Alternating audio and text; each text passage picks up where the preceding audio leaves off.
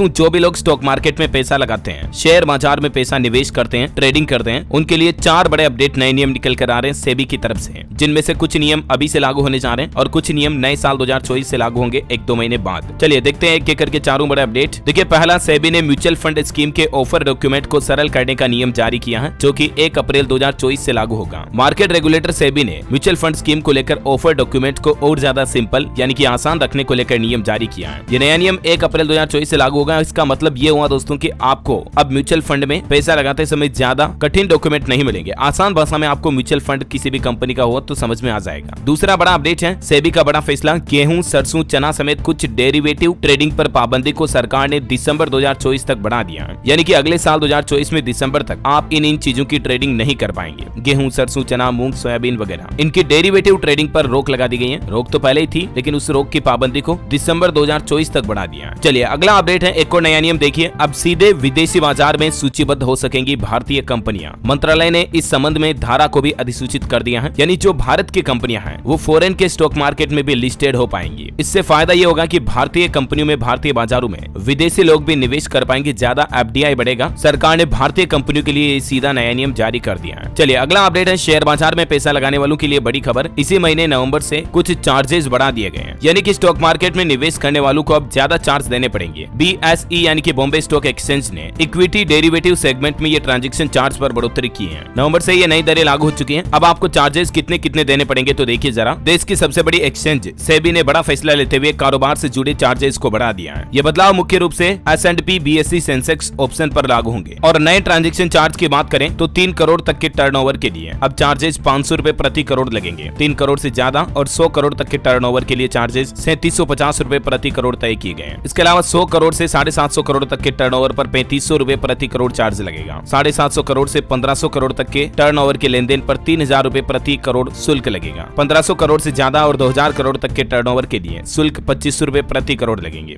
इसी तरह से कुछ डिटेल्स आप देख सकते हैं यहाँ पर। अब कितना कितना लेन देन का शुल्क देना पड़ेगा आपको S&P BSE सेंसेक्स ऑप्शंस के मामले में, ठीक है। और एक महत्वपूर्ण अपडेट ये भी है, प्राइवेट कंपनियों के लिए बड़ी खबर देखिए। सरकार ने सितंबर 2024 तक शेयर को डीमेट में बदलने का निर्देश दिया है। ये निर्देश हमारे देश की सभी छोटी कंपनियों और सरकारी कंपनियों को छोड़कर बाकी सभी प्राइवेट कंपनियों पर लागू होगा। मिनिस्ट्री ऑफ कॉर्पोरेट अफेयर्स यानी कि MCA के पास करीब 14 लाख प्राइवेट कंपनियां रजिस्टर्ड हैं और इस संबंध में मंत्रालय ने एक नोटिफिकेशन जारी किया जिसमें कहा गया कि प्राइवेट कंपनियां सिर्फ डीमेट के रूप में ही अपनी सिक्योरिटी जारी कर सकती हैं। तो जितनी भी और अदर एसेट्स के रूप में सिक्योरिटीज पड़ी है प्राइवेट कंपनी के पास, उन सभी को सितंबर 2024 तक डीमेट में कन्वर्ट करना पड़ेगा, बदलना पड़ेगा। इससे कंपनियों के अंदर होने वाले गड़बड़, घोटाले, संदिग्ध गतिविधियों पर लगाम लगेगी, पारदर्शिता, ट्रांसपेरेंसी बढ़ेगी और इसीलिए ये नए नियम लागू किए हैं सेबी की तरफ से केंद्र सरकार के द्वारा, है ना। तो दोस्तों उम्मीद है स्टॉक मार्केट से जुड़े ये new rules and regulations update आपको जरूर जानने मिले होंगे। और भी आपके मन में कोई सवाल है तो कमेंट करके मुझे पूछ सकते हैं, मैं रिप्लाई करने की जरूर कोशिश करूंगा। और बाकी इस वीडियो को लाइक और शेयर करना, DLS न्यूज चैनल को सब्सक्राइब करके बेल आइकन जरूर दबा देना ऐसे ही इंफॉर्मेटिव जानकारियों से अपडेट रहने के लिए। जय हिंद, जय भारत, वंदे मातरम।